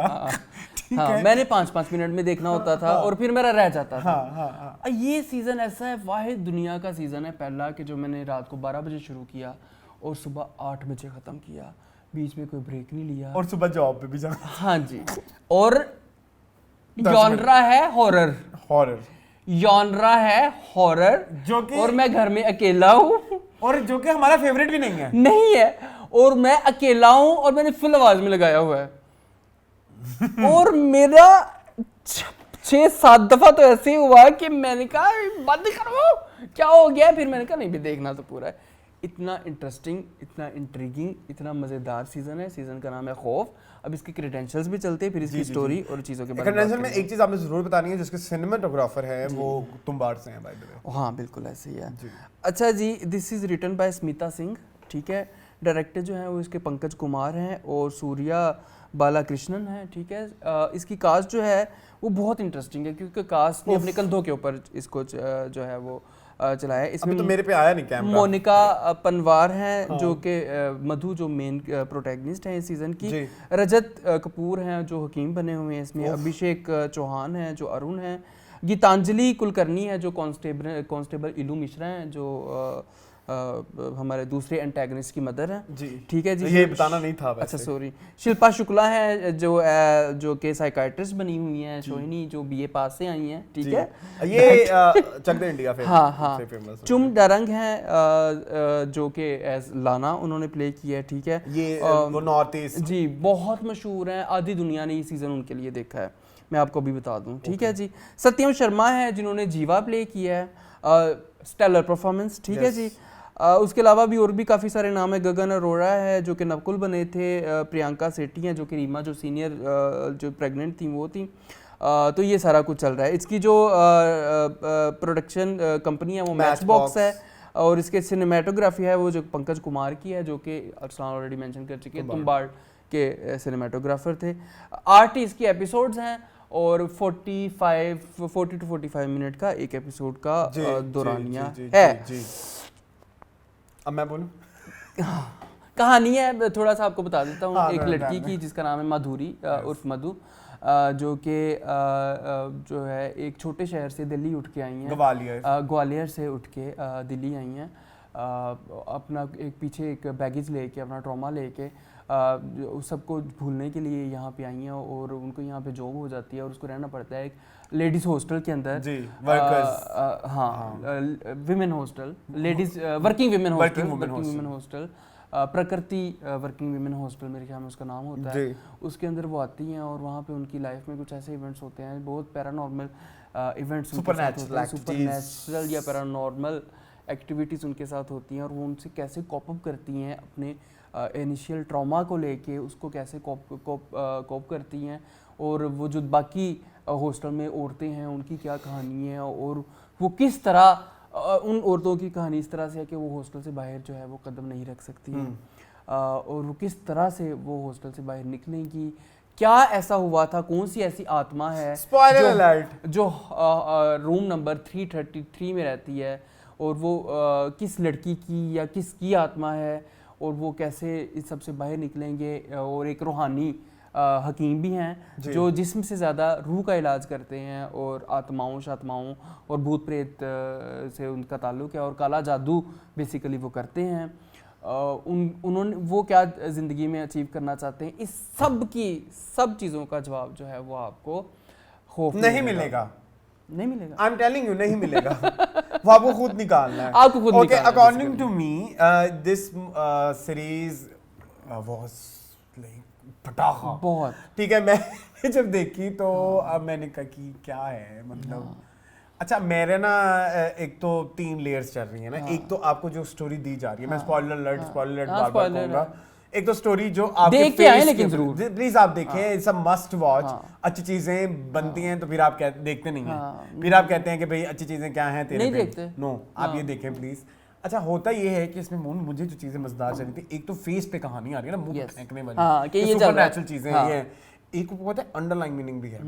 सो द थिंग इज के जो लड़की आती है मधु, उसके साथ एक रेप होता है, ठीक है, और उस रेप का ट्रॉमा उसके अंदर रह जाता है। अब उस रेप का ट्रॉमा जिस तरह से उसको डेली लाइफ में अफेक्ट करता है, उसको रिप्रेजेंट करने के लिए कि वो कितना डार्क आपकी लाइफ के ऊपर इम्पैक्ट आता है, उन्होंने सुपरनैचुरल चीजों का सहारा लिया है। लाइक आपका ट्रॉमा इज अ जेन, मतलब आपकी जिंदगी में बहुत सारी चीजें होती हैं जो आपने अपने ट्रॉमा की वजह से खींच के रखे होते हैं। जैसे फॉर एग्जांपल मेरी एग्जांपल लेते हैं। फॉर एग्जांपल मैं बहुत ज्यादा वो करता हूँ कि लाइक क्या देख रहे हो, क्यों देख रहे हो, क्योंकि मेरे ट्रॉमा ये है कि मेरे साथ बहुत ज्यादा ऐसा हुआ है कि जहाँ पे आपकी लुक्स पे बातें हो रही हैं, जहाँ पे आप किस तरह से बात कर रहे हैं उस पे बातें हो रही हैं, तो आई ऑलवेज आस्क। समटाइम्स ये होता है कि अगला बंदा इरिटेट हो जाता है भाई क्या लेकिन अगर आप उस बंदे के पर्सपेक्टिव से सोचें तो वो चीजें आपके दिमाग में जिन की तरह होती हैं। आप इसको अपनी लाइफ की एग्जांपल से ले सकते हैं। जो इमोशन खौफ, इसमें खौफ जो है उसको बिल्कुल मतलब वो रखा गया है, क्या कहना चाहिए कि हाईलाइटेड रहा है खौफ। और खौफ किस तरह से किसी भी चीज को हो सकता है। ट्रॉमा का खौफ हो सकता है, कोई भी खौफ। इवन अगर आप लास्ट सीन भी देखें जिसमें माँ जो वो जो वार्डन होती है वो नहीं बताती, वो वार्डन को मार देते हैं। क्यों मार देते हैं? उसको पता होता है कि वो लड़का उस लड़की को हरास कर रहा है, बिल्कुल। और वो खौफ में होती है कि भाई हर एक का खौफ, हर कैरेक्टर का एक खौफ है।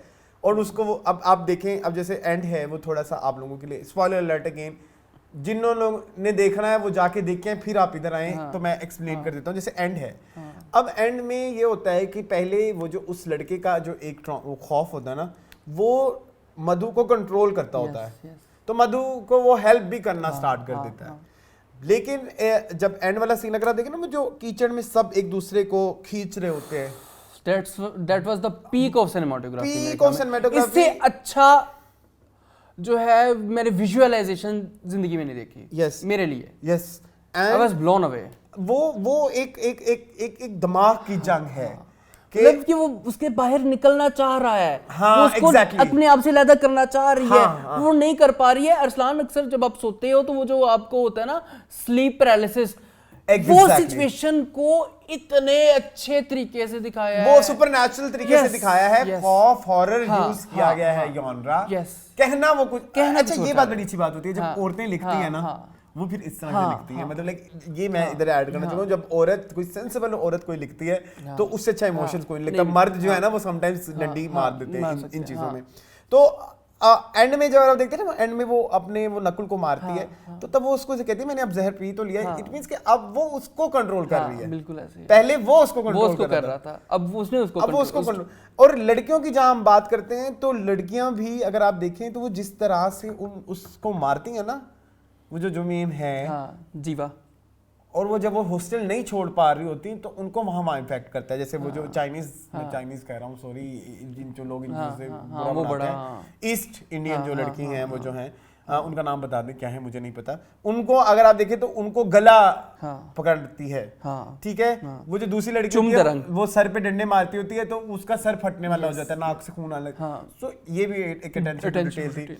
दूसरी को अच्छा, जो दो और लड़कियां मर गई है ना, आपने देखो 3 नहीं मरी, 2 मरी। जो 2 मरी है ना, उनको खौफ उनका ज्यादा तारी हो जाता है, क्योंकि एक ने तो फौरन हॉस्टल छोड़ दिया ना कि मैं जा रही हूँ, मैं नहीं रह यानी कि वो इस खौफ, वो सबसे ज्यादा उसका खौफ था। और सबसे पहले वो मरी। तो ये वही दिखाना चाह रहे हैं कि खौफ किस तरह से आपके डिसीजन मेकिंग को वो करता है, क्या बोलते हैं, इफेक्ट करता है आपकी डेली लाइफ में। सो ये एक बड़ी अच्छी अटेंशन टू डिटेल थी। एक और अटेंशन टू डिटेल जो मुझे बड़ी पसंद आई, मैं सही बता रहा हूँ? बहुत अच्छा। मुझे भी कुछ चीजें और समझ आ रही हैं। अच्छा, एक और जो चीज मुझे बड़ी अच्छी लगी, वो जो आप इसमें वो जो रजत कपूर का कैरेक्टर है, आप उसको ले रहे हो एज अ हकीम। अगर आप उसे एज हकीम भी लेना तो स्टोरी आपको पूरी क्लियर नहीं बताई गई। वहां पे बताया गया कि आप लोगों की सोल्स कैसे खींचते हो बाय हरेसिंग देम। हरेसमेंट जब आप करते हो तो वो सोल आप खींच रहे हो उस बंदे की, उस इंसान की। इसलिए जब वो एक प्रोस्टिट्यूट की सोल खींचने की कोशिश करता है तो उसको ये चीज से उस तरह से नहीं आती, एनर्जी नहीं आती है। ओके, ठीक है। सो बेसिकली आप ये दिखाना चाह रहे हो कि वो है ही हरेसर, जिसे औरतों के साथ। ओके, और मैं कहता हूँ यू कैन आस्क क्वेश्चंस, मैं तुम्हें रिप्लाई करूंगा क्योंकि मैं इतना कुछ था मेरे दिमाग में। अच्छा, एक और चीज़ जो मुझे इसकी बड़ी पसंद आई, आपने डे टू डे लाइफ में लड़कियों की स्ट्रगल को कितने अच्छे तरीके से दिखाया है। लोकल बसेस के अंदर जो लड़कियों के साथ हो रहा है, इतना हॉरिफिक है और इतना रियल है। वो जो शर्ट वाला scene, oh my god. And moon, एक और सीन बहुत अच्छा है। वो कहती है जब भी तुम उस इवेंट को याद करते हो तुम्हें क्या फील होता है? अब वो जो साइकियाट्रिस्ट कहती है, वो कहती है मुझे खलीस फील होता है। बहुत खूबसूरत, बहुत मैं इसके ऊपर वही लोग समझ सकते हैं जो कि इस चीज से गुजर चुके हैं। और ये वाली जो बात थी ना, जब मैंने ना जब ये बात चल रही थी ना, तो डिस्गस्ट मैंने इस बात, अच्छा मैं जब वो बात हो रही थी ना, तो मुझे लगा था कि ये क्या कहेगी। समटाइम्स लाइक हरेसमेंट होगी। आप अपने आप से भी सवाल पूछते हैं। चलो आप इसको हरेसमेंट छोड़ दें, कुछ और ठीक, तो आप उसमें उस वक्त क्या कहेंगे, मतलब लाइक कि कौन सी ऐसी फीलिंग आती है जब आप अपने आप को उस ट्रॉमा में अपने आप को देखते हो? तो मेरे मैं खुद भी थोड़ा ना ब्लर हो गया कि क्या होगा। And then when she said कि अपने आप गलीज फील होता है, कराहियत। होता ये है कि जब किसी लड़की को हरेस होती है, जब कोई लड़की, ये अब बड़ी अच्छी रिप्रेजेंटेशन थी इस बात की, जब कोई लड़की हरेस होती है ना, वो आके नहीं बता पाती। क्यों? क्योंकि उसको गलीज फील होता है। ये बड़ी अच्छी, ये इतनी प्यारी एक्सप्लेनेशन थी कि भाई ये नहीं कि उसको शर्मिंदगी होगी कि वो उसको मोहल्ले में बदनामी होगी, नहीं, उसको गलीज फील होता है, अपने आप से घिन आती है। बिल्कुल, ये बड़ा खूबसूरत एक एक्सप्लेनेशन। हर चीज यार इतनी, आप देखो ना 8 एपिसोड, अगर 40 मिनट के एपिसोड है, हर एपिसोड में आपको बहुत कुछ, और हर एपिसोड का जो नाम है वो बड़ा सोच के रखे हुए हैं, वो स्टोरी उसी के अराउंड घूमती है, बहुत ब्यूटीफुली। अच्छा, सिनेमेटोग्राफी की जब बात करनी है, मुझे इतना जिन काले भूत देख के डर नहीं लगता। वो जो कैमरा जो जूम हो रहा होता है ना, वो जो कभी कभी वो सीन वैसे दिखा के बंद कर देते हैं, वो फिर अगले सीन में चले जाते हैं, वो क्या चीज थी वो, हालांकि हम साकिब खान को इस चीज के ऊपर कितना डांटते हैं, यहाँ पे बड़े अच्छे तरीके से दिखाया है। यार मैं आपको कहूँगा कि वो जो रिप्रेजेंटेशन आपने दिखाई है ना, कि रूह का जिस्म के ऊपर दाखिल होना और रूह से जिस्म से निकलने की स्ट्रगल, उसके लिए आपको 1000 में से 1000 नंबर है। आपने बहुत खूबसूरती से दिखाया वो जो, क्योंकि वो मरा था ना, कीचड़ में मरा था, और वो उधर से निकलना था उसने, और वो जो संदूकचे वाला सीन था वो मुझे इतना पसंद है। मैं नहीं समझ ये संदूक क्यों बार बार बजता है और सारा कुछ होता है, और उसमें से क्यों बिच्छू निकला है, बहुत सारी चीजें थी। और वो जब बाद में पता चला कि उसको जला के संदूक में मारा था, तब वो जिंदा था। नो अच्छा, ये तब वो जिंदा भी था। ये वो चीजें जो मुंह पे बज रही हैं। अगेन आई विल से कि इसमें ये है कि अंडरलाइन मीनिंग उन लड़कियों का ये था कि आपको, क्योंकि वो लड़का उनको गालियां देता है, बड़ी गंदी गालियां देता है। उस रात वो जिस हॉस्टल से आ रही होती है, उनके पास और कोई ऑप्शन भी नहीं था ना। वो जो जिस एक जगह से उनको बेइज्जत करके निकाल दिया जाता है, वहां पे वो जो एक ट्रॉमा फेस करके आ रही होती है, रास्ते में जगह जगह। तो जो उनको इतना गंदा फील हो रहा होता है कि इसलिए तो बहुत सारे लोग घरों में बैठ जाते हैं ना, जब उनके साथ ऐसा हैरेसमेंट होती है। बहुत सारे लोग डर के मारे वो एक बच्ची थी, वो जो डॉक्टर की बेटी थी, वो क्यों नहीं बाहर जा रही थी? वो कह रही थी मेरा बाप नहीं है, मैं तब से नहीं बाहर जा पा रही, क्योंकि वो शी फील लाइक वो अनसेफ, इनसिक्योर फील करती है। ठीक है, तो वो उनके लिए, उन लड़कियों के लिए हॉस्टल से बाहर जाना इसलिए भी उस वक्त बड़ा प्रॉब्लम ये हो रहा था क्योंकि वो उस लड़की के ट्रॉमा से बाहर नहीं आ रही। बहुत कुछ है। मुझे ये भाई सीरीज जरूर देखिएगा।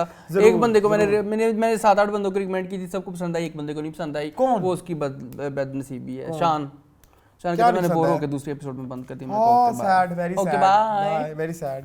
ओके जी, लास्ट सेगमेंट में चलें, content of the week, interview of the week. Interview of the week में मैंने ना, मेरी बड़ी फेवरेट एक डिजाइनर हैं, उनका नाम है माहीन खान, जिनको 50 साल हो चुके हैं। अच्छा, इतनी पुरानी डिजाइनर है। उनका मैंने देखा और बड़ा मजेदार उन्होंने अपनी हिस्ट्री के बारे में बताया। अच्छा, ये इन्होंने दिया है जो फ्रिया अल्ताफ का जो FY एक पॉडकास्ट है, वहाँ पे उन्होंने दिया। उन्होंने हमें बताया कि वो अफगानिस्तान से है, उनकी फैमिली पहले वो इंडिया गए, अफगानिस्तान से, फिर इंडिया से बर्मा, और फिर वो जो जापानीज अटैक हुआ था World War II में, तो वहाँ से फिर वो बांग्लादेश, कुछ लोग बांग्लादेश चले गए, कुछ लोग पाकिस्तान आ गए। Then they went back to Bangladesh, and from Bangladesh they came to Karachi, and I must have been. खैर वो 60-70s के कराची के बारे में उन्होंने बताया कि पहले बड़ा खुला डुला माहौल होता था, हम लोग स्विमिंग साइकिलिंग के लिए चले जाते थे, स्विमिंग कॉस्ट्यूम ये वो। When it rained, my father would say, "Come on, girls, get into your swimming costumes," and we will walk down Main Rig Road in our swimming costumes. और बहुत सारी उन्होंने बताई बातें उस दौर के हवाले से, लेकिन जो सबसे ज़्यादा मेन बात थी, उन्होंने फ़ैशन को खुल के बताया कि फ़ैशन जो है वो क्यों मर रहा है पाकिस्तान में। उन्होंने जो सबसे बड़ी रीज़न बताई, उन्होंने बताया कि इसकी सबसे बड़ी रीज़न है fashion journalist. Partly responsible for the demise of the Fashion Council and Fashion Weeks is these journalists. And I agree कि ये बात सच है। अच्छा, जिसके ऊपर आप आमना ने बड़ा एतराज़ किया उनकी इस स्टेटमेंट के ऊपर। उन्होंने बोला कि फैशन अगर ख़त्म हुआ है तो फैशन की अपनी पॉलिटिक्स की वजह से ख़त्म हुआ है, जर्नलिस्ट की वजह से नहीं हुआ। लेकिन बात समझना ये ज़रूरी है कि वो उधर पॉइंट क्या शो कर रही हैं। वो ये कह रही हैं, होता ये है कि फ़ैशन जर्नलिस्ट जो है, आप दुनिया में कोई भी फैशन जर्नलिस्ट उठा दें, अगर उसको कोई कलेक्शन नहीं समझ आ रही तो वो ये नहीं कहेगा that collection was awful, pathetic. एक तमीज़दार तमीज़ के दायरे में होगी बात। लेकिन हमारे यहाँ जितने भी फैशन जर्नलिस्ट है, एक तो हम उनसे पूछ भी नहीं रहे कि फैशन जर्नलिस्ट बने कहाँ से। जैसे मैं उसका एग्जांपल दूँ, मुझे वो जो मोती वाला है ना, क्या नाम है उसका, सूफी वाला, सूफी वाला पता नहीं, सूफी वाला नाम है, क्या नाम है, ऐसा ही नाम है उसका, समथिंग मोती वाला या पता नहीं क्या, व्हाटएवर, आई हेट इट, ठीक है, सूफी मोती वाला आई थिंक, है ना, वो जो इंडिया का है, जो मुझे पता है ये फलाने की लुक है, ये फलाने की, ठीक है, ये महरा की लुक है, ये खुद आता है ना, मतलब लाइक उसके इतने बकवास कपड़े होते हैं, इतने बकवास कपड़े होते हैं, शीन के वो ट्राउजर पहनता है, लाइक शक्ल उसने अपनी मतलब लाइक दाढ़ी नहीं ठीक से बनी हुई, बाल खराब। मैं ये नहीं कह रहा कि उसको उसकी चॉइस है कि नहीं, लेकिन भैया आप फैशन को रिप्रेजेंट कर, आप फैशन को रिप्रेजेंट, मैं मुझे बहुत शौक है फैशन को डिस्कस करना, लेकिन मुझे लगता है कि मैं उतना फैशनेबल नहीं हूँ। ठीक है, आपकी वो है, मैं उस तरह से फैशनेबल नहीं हूँ जिस तरह से एक फैशन जर्नलिस्ट को होना चाहिए, जिसको पता हो कि ये इसको प्लेट कहते हैं और इसका स्ट्रक्चर यूं है, इसका ये सिलुएट है। और अच्छा बाय द वे उन्होंने एक बात और बोली, कहते हैं हमारे यहाँ ना ये जो लोग एम्ब्रॉयडरी करके कह देते हैं कि मैं डिजाइनर हूँ, embroidery is not design, fashion, embroidery is textile designing. Fashion. Early 2000s Embroidery does not come into fashion. That I agree. आप टेक्सटाइल के ऊपर, ये टेक्सटाइल डिजाइनिंग है, ठीक है, ये फैशन नहीं है। फैशन इज ये जो कंस्ट्रक्शन आपकी हुई है, आपको किस तरह से जोड़ा as a product, as a whole दिखाना है। सो ये बात उन्होंने बताई। फिर इसके अलावा और क्या बताया उन्होंने, खैर उन्होंने ये बताया कि फैशन में आने के लिए या तो आपके पास बहुत ज़्यादा अमीर हस्बैंड होना चाहिए या अमीर बाप। ओके, ठीक है, गरीबों का काम नहीं है ये, ठीक है। You want to be a fashion designer, you should either have a rich father or a rich husband. Okay. Fair enough. और दूसरा ये कि आप फैशन से कमा नहीं सकते। You want to choose in fashion, there are two roads. Money. जो क्योंकि जब उनसे बात हुई ना कि कमर्शियलिज्म के बारे में, वो कहते हैं जो कमर्शियलिज्म आजकल चला हुआ है, this is not fashion. Okay, ठीक है, और दैट्स इट। ये बात है, मजेदार बात थी ना। अब मैं चाहूँगा कि आप ज़रूर ये देखिए इंटरव्यू। जब आप इस तरह के मुझे फ्रिया अल्ताफ के इंटरव्यूज इससे भी पसंद आ रहे हैं। एक वो जो दौर था ना कि जो फैशन का बूम 90s 80s, वो जो इस दौर की मज़ेदार चीज़ें हैं ना, तो वो उनके इन पॉडकास्ट में बड़ी, इनको अपने फ्रेंड्स को बुलाती हैं जैसे दीपक परवानी, इन सब क्योंकि वो इनको शुरू से जानती हैं, इस प्रोसेस को शुरू से जानती हैं, तो उसके बारे में खुल के बात करती हैं। मुझे बड़ा मज़ा आता है, बहुत मज़ा आता है, आई लव इट, क्योंकि मुझे उस दौर का फैशन मुझे बहुत पसंद है। यस, इसी के साथ न्यूज़ खत्म हो गई। ओफ अल्लाह, ऐसे मैं करता होता था जब मेरे पेपर खत्म होते हैं ना, पेंसिलें उठा के सारी ऐसे हवा में फेंकता था। चले आज का शो आई होप आपको पसंद है। मैं कितना ऐसे सेंसिबल लग रहा हूँ, ऐसे बैठा हुआ कैसे, ये पानी के गिलास हमने रख के पिए नहीं, मैंने तो पी लिया, देखिए खत्म कर दिया। चले, सो ये था हमारा आज का मीनिंगफुल। आई होप आपको पसंद आया होगा। मज़ीद इस तरह की वीडियोस देखने के लिए हमारे चैनल को सब्सक्राइब कीजिए। मुझे और उनको दीजिए इजाजत। अल्लाह हाफ़िज़।